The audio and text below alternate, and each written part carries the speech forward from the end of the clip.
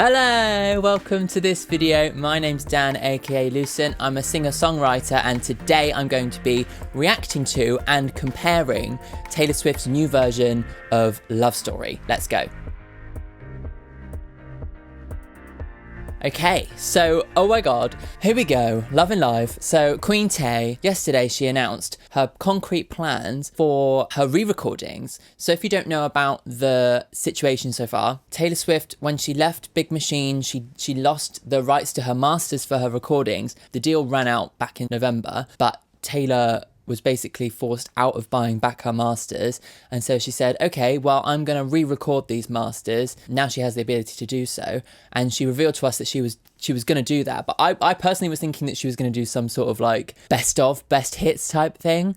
I was very wrong. She's actually going from the top. She's doing all of it. Plus there's going to be 6 new unreleased tracks, ones that didn't make the album in the first place, which is so exciting, brand new music. But today we've got the lead single from that, and that is a re-recording of Love Story. Yeah, so today we're going to listen to the original version, and then I'm going to go back and actually listen to the old version again and really try and draw comparisons. So I did my original Fearless album reaction back in September. If you haven't checked that out, click on the link. And I loved the album, and particularly Love Story. Listening to it again after all these years, like the actual story of it is really compelling and like a really good example of Taylor's, amazing storytelling. Before we get started though, make sure to subscribe to the channel if you like this video and you like Taylor Swift content, and like the video if you like it too. I do videos every single Friday, and you guys watching will definitely want to check out my video next Friday.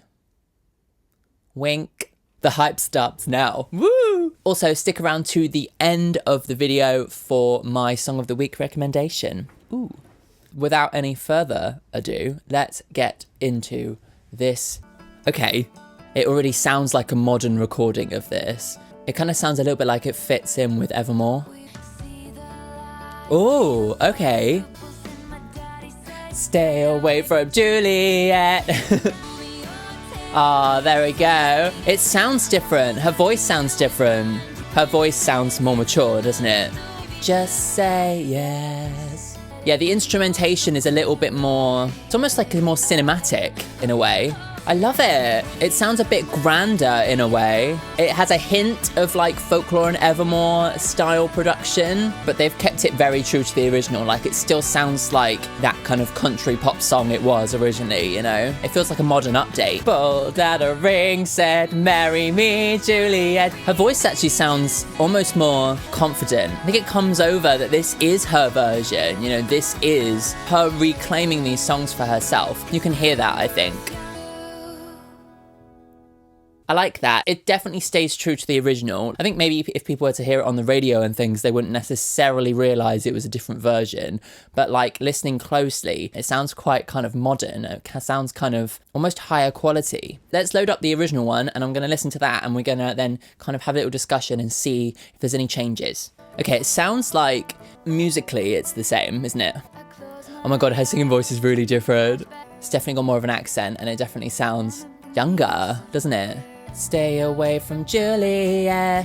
I think her voice is definitely further back in the mix, and I think that the main difference actually is her voice. You can really hear the difference in it. This sounds a bit more timid. There's a certain beauty that comes with a more mature voice. It sounds more settled. Like I think her voice here sounds almost like a little bit more nasally in comparison. Maybe that's partly the accent, but I think the performance of all the instruments in the new version definitely sounds more relaxed. It almost sounds a little bit more like robotic now listening to it. It's almost like the new version is more human. I think that comes with like her having more control over the production of it. This one definitely compared sounds a lot more produced. Yeah, comparing it directly, they have basically kept the DNA of the original song. I think the main difference for me is actually where she sounds so much more confident, and I love that. I think her voice just sounds so much better now. It sounds so much more mature, sounds settled, it sounds clearer, it's less like brassy.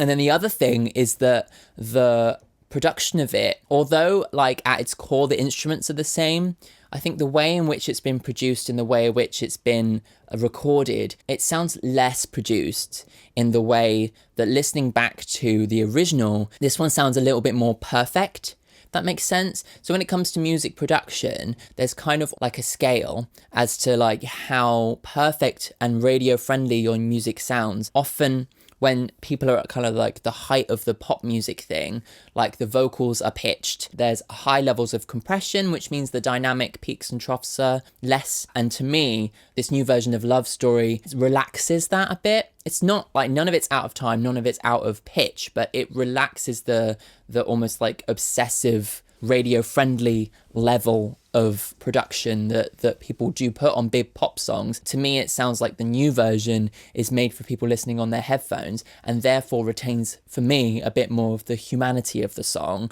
And it sounds a bit more like relaxed. You know, it's not trying to be anything. And I think in that sense, it sounds a little bit less poppy. Like that's the last time I'm going to listen to the Big Red Machine version of Love Story. It even has it in the friggin' art. Personally, I think that the new version is actually so much better.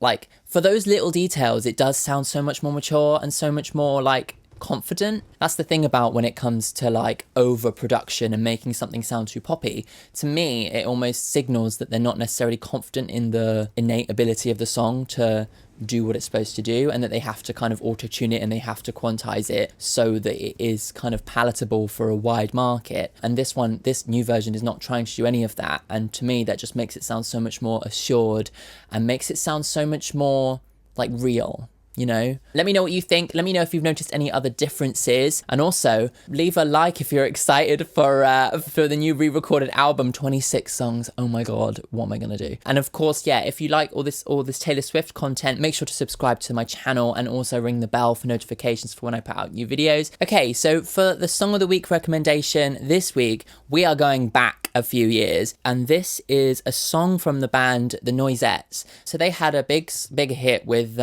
Go baby, go, don't upset the rhythm, no, if you remember that one. I got very into that album when I was like 16, 17, and one of the songs that has persisted with me, stayed with me all this time, that I absolutely love is Atticus. So the song is kind of got like references to Atticus from To Kill a Mockingbird. Kind of on the surface sounds like a love song, but it might be like some sort of unrequited love, because the actual musicality of it is very dark and very melancholy, but it's really, really beautiful song. So yeah, so the song of the week this week is Atticus by The Noisettes. Cool. Thank you very much for tuning in to the end. I'm Dan. I will see you next Friday for a new video. Make sure to tune in next Friday. It's cool. Bye.